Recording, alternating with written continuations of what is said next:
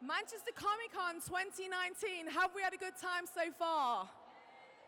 I said, have we had a good time so far? Yes, thank you so much. So the next guy I've got coming up is an absolute legend. He was in a very successful TV show called Street Hawk. So let me introduce the stage, Rex Smith.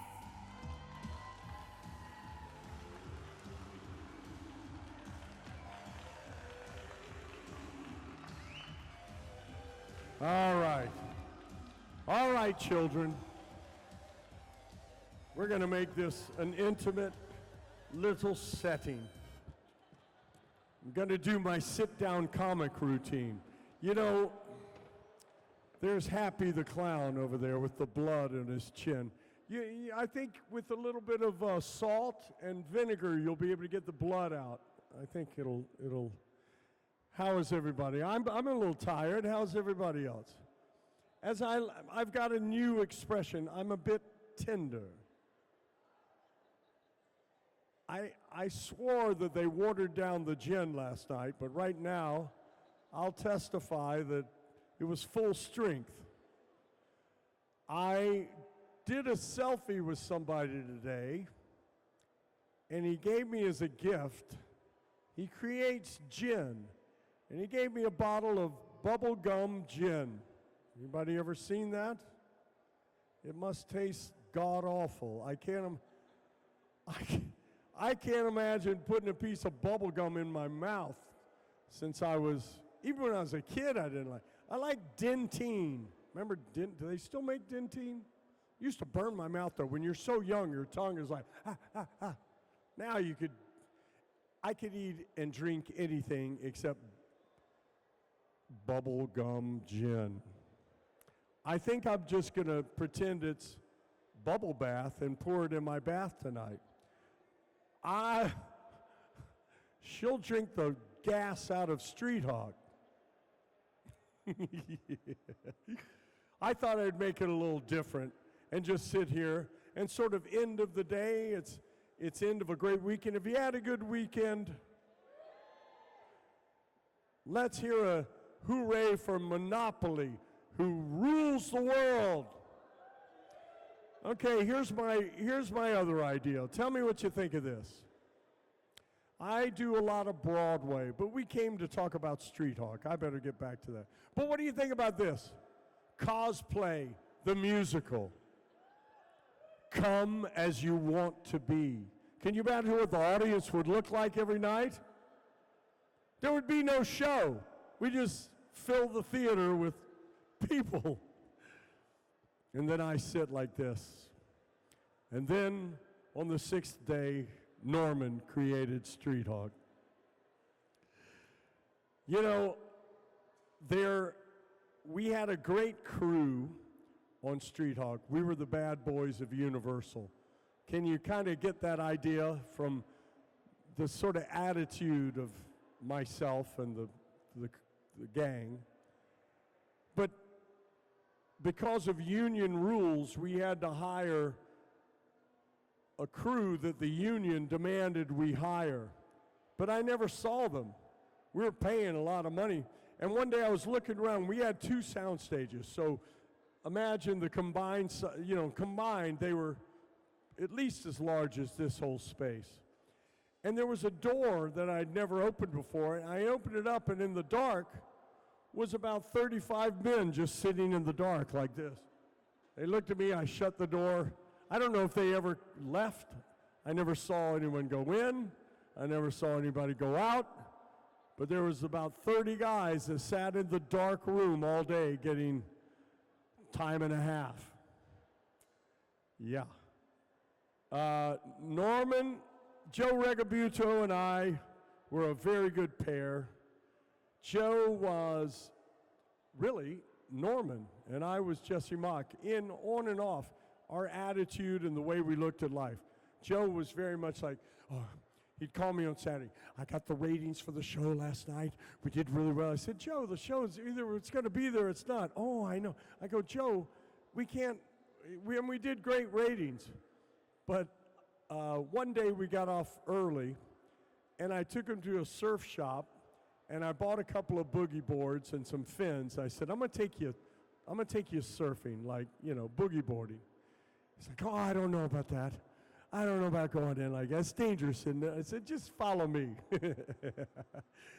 Oh, man, but he didn't get the sand out of his ears for about 2 weeks. It was like still coming out of his ears, his eyes, because he was head crunching into the surf. He was not the most accomplished boogie boarder. But it was a wonderful afternoon that it made a great friendship. Then there was the time that one of the motorcycles blew up. No, it didn't, but it makes a good story, doesn't it? Yeah, it blew up. I was thrown 75 feet. Luckily, I landed on my head, and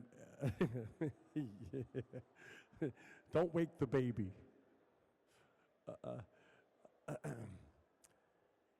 And my lovely wife. Hello, honey. She took the day off. I didn't take the day off. She took the day off. Honey, I've got a bottle of bubblegum gin. I know you're excited about that. How many people would like to taste bubblegum gin? Oh, okay. All right. I'm not taking it home. Anybody have a question for Jesse Mock? It has to be a Jesse Mock question. I don't have a microphone. One is coming to you. This is a very low-key interview. I'll interview myself. Was it hard work putting on that suit? The suit? Yep. Yes, it took 5 people to get me in that suit. It required half an hour of me limbering up and stretching to get the legs through it. No, it was not that difficult. It was definitely custom fitted. It was also fireproof. Oh, yeah. It was a fireproof suit. It was made of Nomex? No, not Nomex. Whatever the racing stuff is. It was made by the people that make for race drivers. All my stuff was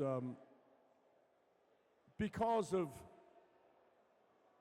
the stunts and such, it was imperative that I wore safety gear and fireproof gear because there was, while I was filming on another show, John Eric Hexum was in a detective show, and they were done for the day, or either they were calling him back to work and he was holding a prop gun, but it was a real gun with blanks. And for a joke, he went like this and pulled the trigger, not knowing it was loaded, but guns are always loaded. And just the wadding of the blank bullet crushed into his soft temple and killed him. And so it was on the news that day.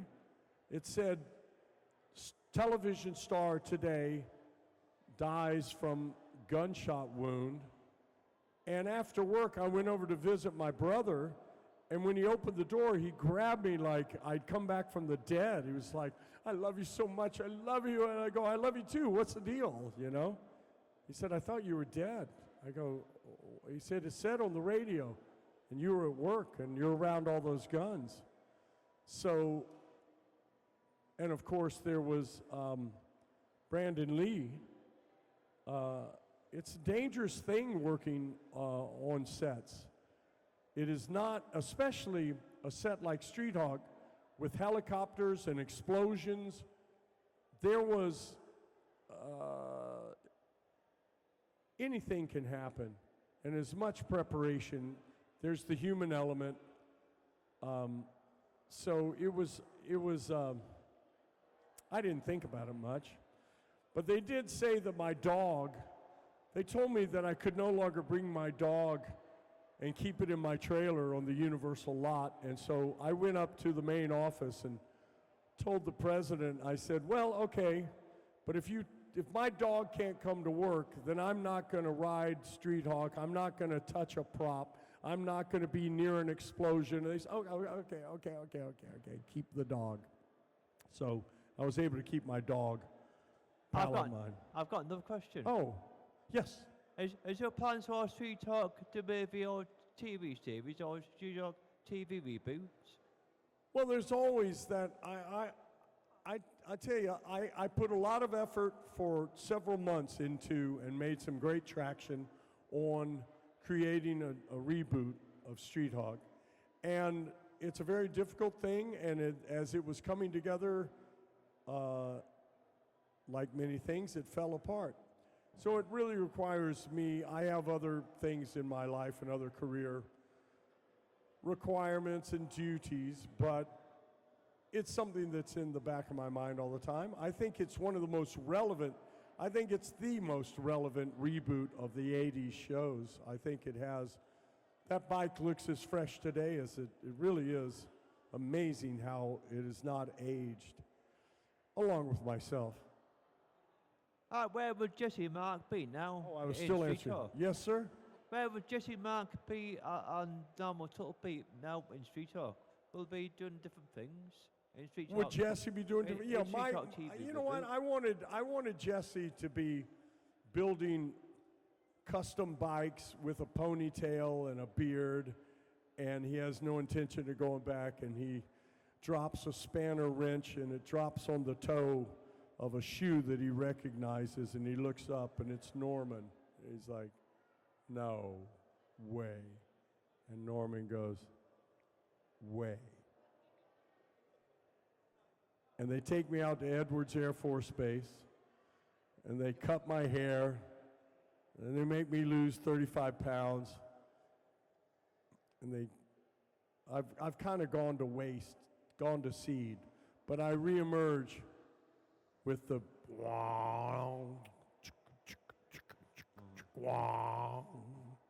and I walk in slow motion,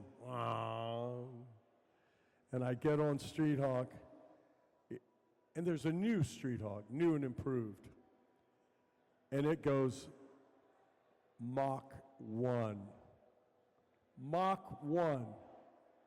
And I have to wear a super flame retardant suit because the friction at sea level is so fantastic that the last test model they had actually melted. And there's just a puddle of melted metal and plastic. And I go, what's that? And Norman goes, never mind. Get on. What was you like working with George Clooney? Sorry? What was you like working with George Clooney on the second Street Talk episode?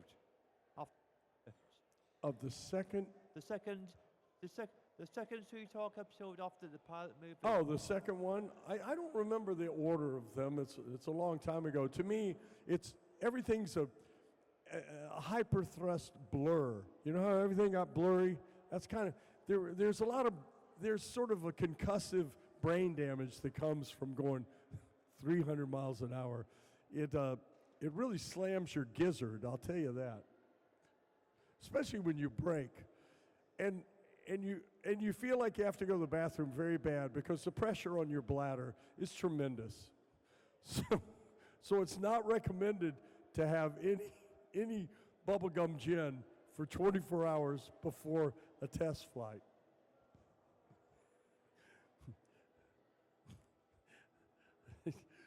I think it's a little different. It's fun to just have a little giggles about it and not take it too seriously. We certainly didn't. We worked hard. It's a hard thing to create a show like that. It's long hours. It's cold. It's dark. We used to be filming in downtown, and the bums would throw empty wine bottles at us for disturbing them. It was crazy. Of all the guest stars, the strangest one was Marjo Goitner. He was an unusual man. And he had the weirdest walk. He would walk like this, like you'd see me say, hey, Marjo, he'd go, hi. But then when we'd do a scene, he'd walk like this. It was a weird transformation. But weird things happen. It's a difficult thing. It's difficult to drink a glass of water when you've got a crew of 30 people, and the money's on the line, and the director says action, you'd be amazed how you can screw up just taking a glass of water and drinking it. There are 100 ways to mess up. It's an unusual pressure on the human mind when you hear the word action. And the other thing is, when you're doing stunts, that's why true stuntmen are real heroes. You can trust them with your life. You have to. And there's nothing more dangerous than an actor who's not a stuntman and you have to do a fight scene with them and they say action and they get the adrenaline thing and you see it in their eyes and you know I had a guest star that was supposed to shoot a gun in anger at the floor and shot the gun at me, and I about tore his head off. I said, you know, it's not a fun thing to see live gunfire in a short distance pointed at you, unless you're absolutely prepared and you're with a stuntman who you know you can trust. When I was the Daredevil, I had to do a lot of fight sequences, and I spoke with the head of stunts, and I said, how much do I need to pull the punch? He goes, if you're not hitting them in the jaw, give it all you got. I want it to look realistic. If these guys aren't padded up to take it, they know how to take the punch. I want you to sell it. So when you see in the Daredevil, there's some kicks and things I do. I'm still pulling it to be safe, but I'm giving it some real thrust. There is things about the camera that people that are very good at throwing a punch, it looks like it, but you're missing by this much because of the 2D angle of the camera. And you get pretty good at it. When you're really working with somebody that's really well and you're doing a scene that's requiring a lot of character and dialogue and fight scenes that you have to hit marks, and maybe it's got to turn this way so a guy can say something or whatever and go back the other way. You do that dance, there's a concentration and there's a change that occurs in the crew. Everything becomes more heightened and more surgical. When it gets down to a big stunt work, it's almost like a rocket launch. When there's got to be an explosion and there's squibs and a car's got to flip and the helicopter's got to pass at the right pass, and when that director goes action and it springs into action and you know that helicopter is waiting off camera to swoop in 7 seconds, and your 7 seconds you've got to accomplish what you do because that's going to pass by. It is amazing, amazing choreography. And it really is it's the most dangerous dance that you can be involved in. This is not, I hope you're getting some good, some in-depth stuff. I'm telling you some real stuff that you're not going to hear just the usual, like, yeah, it was a lot of fun and everything. Is everybody happy? And it was fun and it was good. It was trying to think of the closest I came to killing myself. I was on the Universal lot, and instead of having the transportation take me back, I was back in the back hills. Instead of having transportation take me back to my trailer, I just drove street hawk back. I wasn't wearing a helmet, and I'm going through the town square from Back to the Future. I'm just coming around that thing, and one of the Universal trams is going, oh, look, there's Rex Smith, star of Street Hawk. And I did a wheelie, and that thing, I got a little carried away, and I went almost past vertical. I was like this, holding on, going, oh, I mean, I was going like that down the street, and I'm going, no helmet. I was like, here it comes, and I was able to feather the brake and bring it down. And I was pretty much in a cold sweat because it was just a dumb, stupid thing. and my ego got the best of me. Yeah, I'm Rex Smith. And Rex Smith almost bought the farm on the Universal lot. I did a movie with Raymond Burr, who was Perry Mason. He had this big TV show in the 50s, huge show. And he did a thing called Ironside, where he was in the wheelchair. He did the movie Rear Window for Alfred Hitchcock. And in the movie, we were shooting the scene. I said, what was it like shooting the movie Rear Window? And he said, I hated Alfred Hitchcock because he was the murderer. And it's a big set. It was all one set. And everything, they call it a practical set. The toilets flushed, the electrical outlets worked, the stove, the fridge, and all the apartments. And there was one of those big cranes. He said the first 2 days, Hitchcock would ride the crane over to him and talk to him and direct him and ride the crane back. But after that, he just didn't bother with it. He'd call him on the phone. And so he's the murderer, and everybody's looking at him like a murderer, and he's the murderer in his apartment. He hated him so much that when he got Ironside, he inherited Alfred Hitchcock's office, and he put a life-size cardboard cutout of Alfred Hitchcock at his window, and he told the Universal tour to, when they went by, go, oh, look, there's Alfred Hitchcock in Raymond Burr's office. And he said I would just sit there and listen to the thing. Anyway, he talked to me for as long as I'm talking to you, like 20 minutes. The director came over and said, Rex, can you not ask him any more questions? We're trying to make a movie. I said, hey, it's his movie. So they say babies look like Winston Churchill when they're born. They don't. They look like Raymond Burr. Because I just had my baby daughter, my second daughter, like the day after she was born, I had to fly to Denver to do this movie. And I kept looking at Raymond Burr going, God, he looks a lot like my daughter.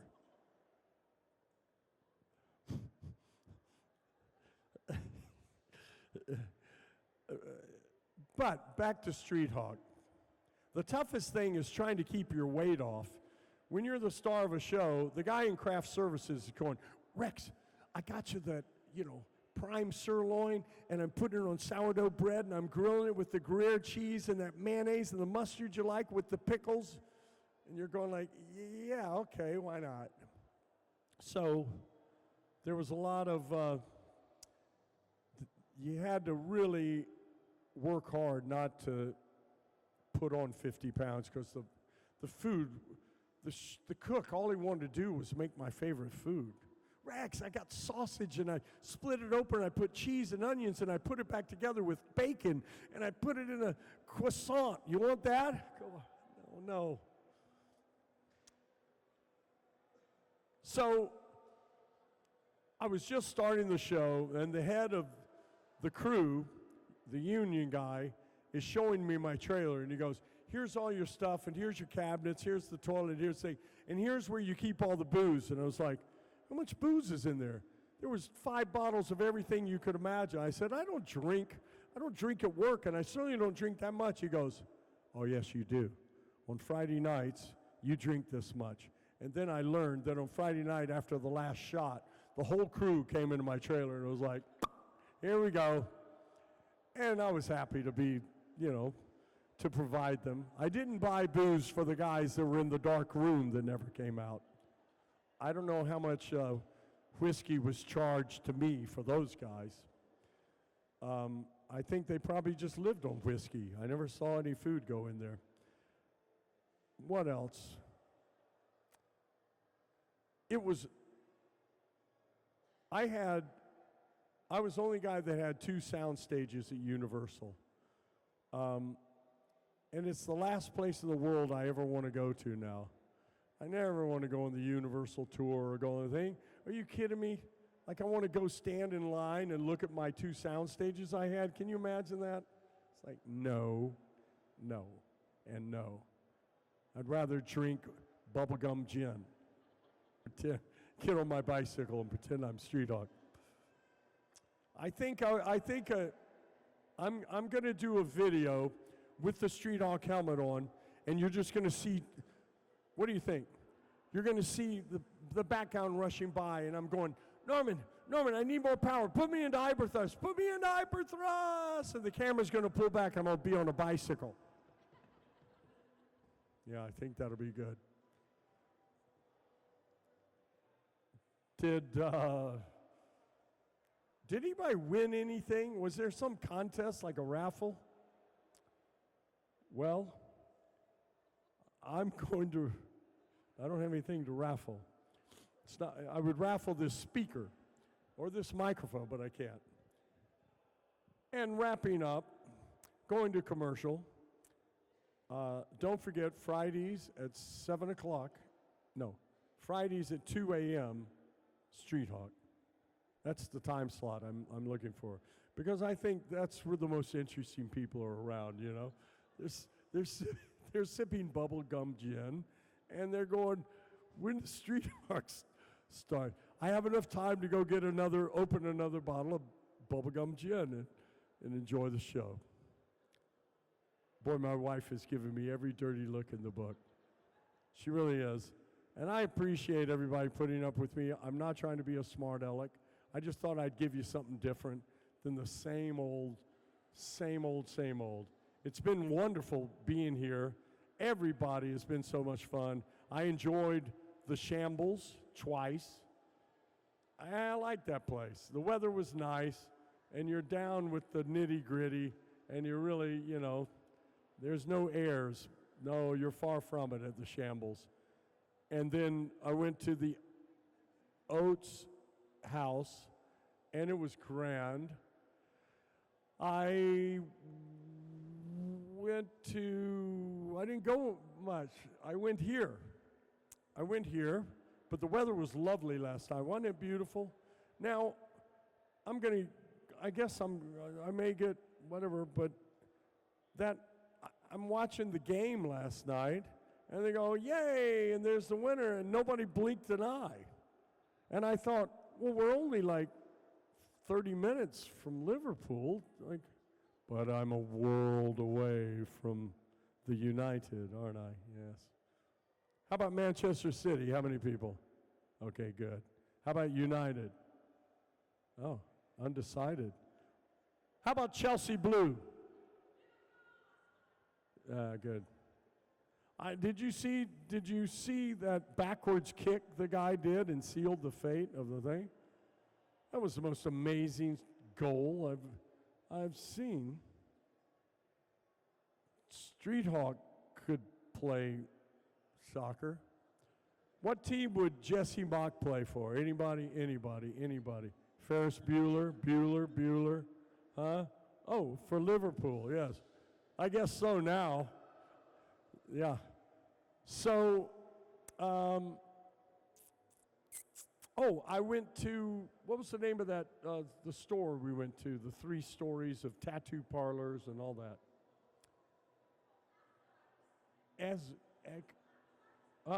Affleck's.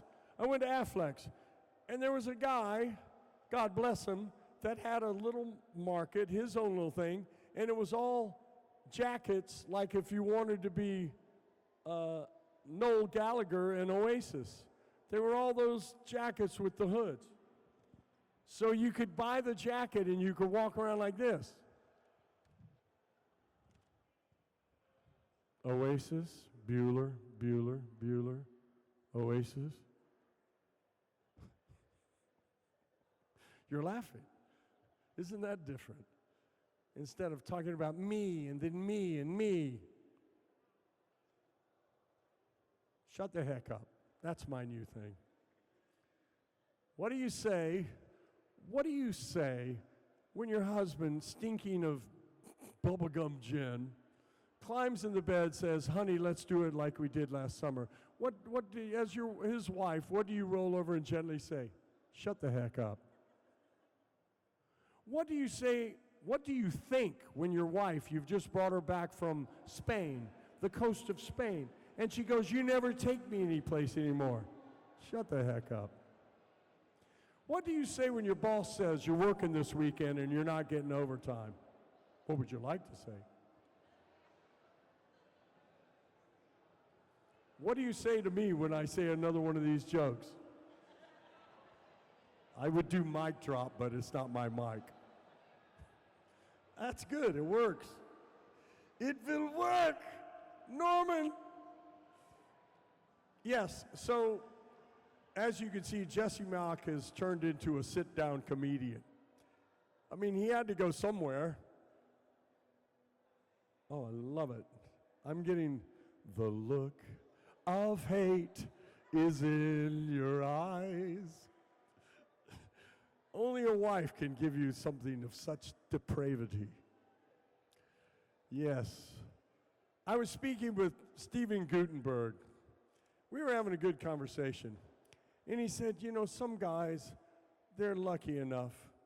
You know, they think they got to be James Bond with all the girls, but then that voice comes out and says, why are you doing this?